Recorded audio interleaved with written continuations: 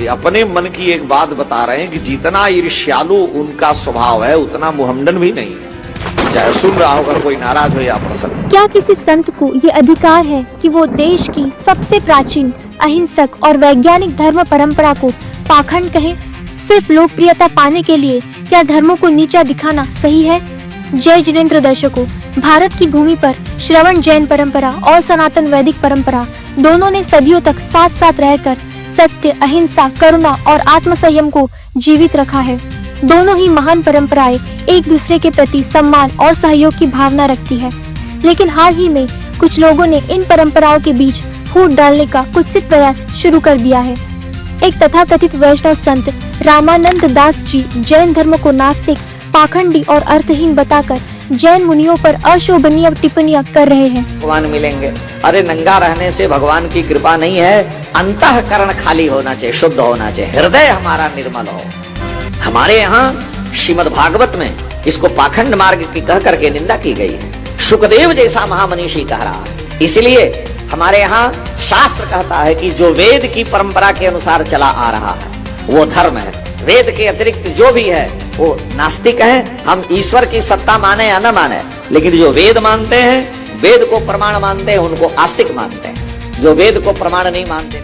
उन्होंने कहा कि जैन मुनि नंगे चलते हैं, अग्निहोत्र नहीं करते क्योंकि उनके यहाँ अग्नि, जल, वायु में भी जीव है। ऐसे शब्द क्या एक संत को शोभा देते हैं? क्या किसी धार्मिक गुरु को ऐसा जहर फैलाने का अधिकार है? जैन धर्म की सच्चाई क्या है?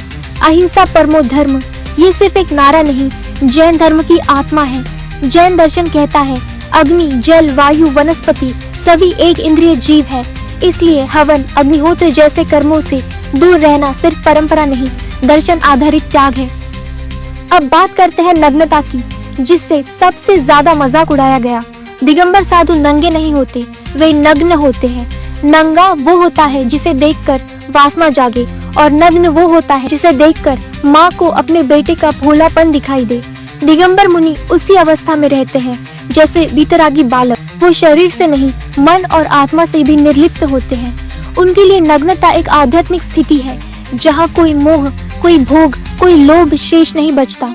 और अगर नग्नता पर सवाल करना है तो पहले हिंदू परंपरा के नागा साधुओं को भी देखिए जो नग्न ही रहते हैं। क्या वो भी पाखंड कर रहे हैं? इतिहास का एक तथ्य, क्या रामानंद दास जी जानते हैं कि जैन धर्म के प्रथम तीर्थंकर भगवान ऋषभ देव यानी कि आदिनाथ भगवान जी के पुत्र भरत के नाम पर ही आज देश का नाम भारत पड़ा है। इतना प्राचीन, इतना शुद्ध और विज्ञान से भी आगे चलने वाला धर्म, क्या उसे कोई पाखंड कह सकता है? वेद मानो या ना मानो, परंतु धर्म की इज्जत जरूर करो।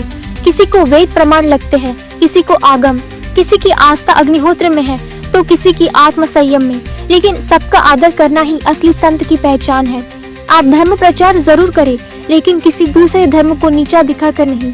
अगर आप जैन धर्म की इस गरिमामयी परंपरा के साथ हैं, तो कमेंट्स में जरूर लिखिए जिन शासन की जय। आपका समर्थन, आपके शब्द हमारी आस्था की रक्षा कर सकते हैं। जिन शासन की जय हो, हर धर्म की जय हो, द्वेष की नहीं। मैं हूँ समृद्धि जैन और आप देख रहे हैं जैन स्ट्रिंग्स। वो लोग स्वामी हैं, मुनि जी हैं, सब नंगे चलते हैं। उनकी जमात जितने हैं वो नंगे चलते हैं। हमारे यहाँ शास्त्र में 5 वर्ष के बालक सनकादिकों को ही नंगा कहा गया। लेकिन अब परंपरा है लोगों की, तो चलो भाई हम नंगे भगवान मिलेंगे। अरे नंगा रहने से भगवान की कृपा नहीं है, अंतःकरण खाली होना चाहिए, शुद्ध होना चाहिए, हृदय हमारा निर्मल हो।